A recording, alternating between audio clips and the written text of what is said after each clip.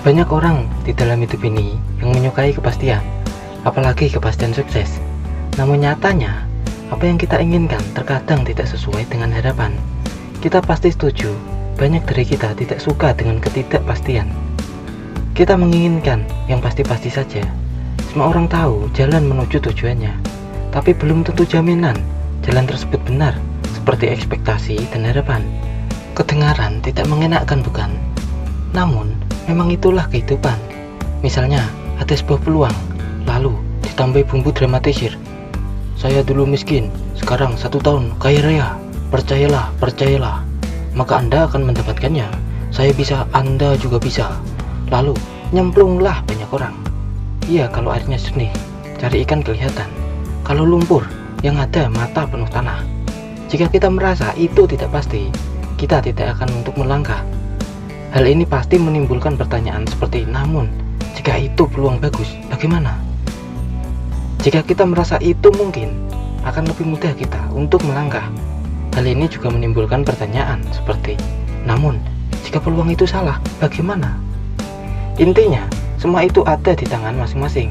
Yang paling penting, kita mengambil keputusan dan mempertimbangkannya dengan matang-matang.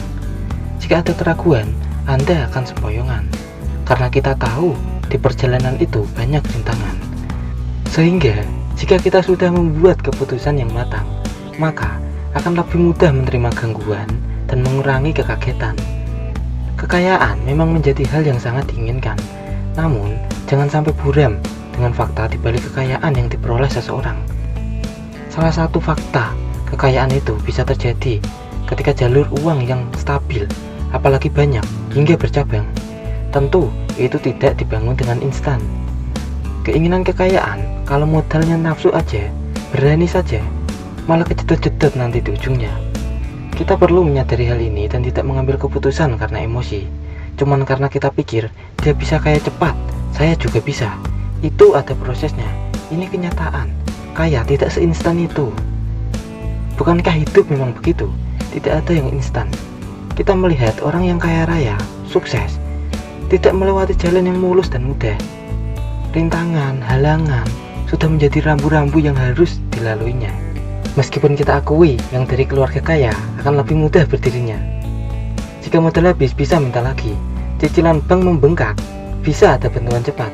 Kalau Anda orang biasa, modal habis, tabungan habis, atau dikejar cicilan bank, Anda bisa meminta bantuan orang kaya atau teman. Itu pun kalau Anda dipercaya dengan menawarkan keuntungan bagi hasil. Atau balik lagi kerja sama orang sambil ngumpulin modal dan menyelesaikan masalah Anda. Atau jalan terakhir, kabur sebagai pengecut sebab sudah tidak tahu lagi dan tidak kuat untuk menyelesaikan tetek bengek masalah.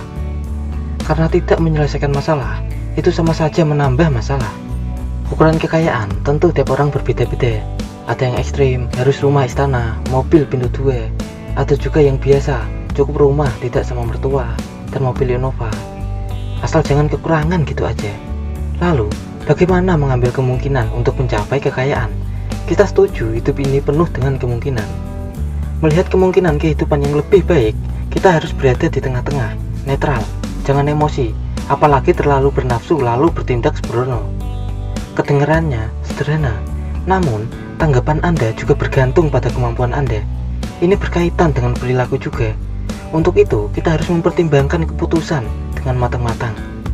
Kita perlu melihat penilaian secara lebih objektif dan rasional, supaya prosesnya tidak terlalu tragis. Kejedot-jedot tidaklah enak. Bukan hanya melulu soal sakit, namun juga boros waktu, boros uang, apalagi boros perasaan. Lalu, bagaimana mengambil keputusan yang efektif? Lanjut di video berikutnya.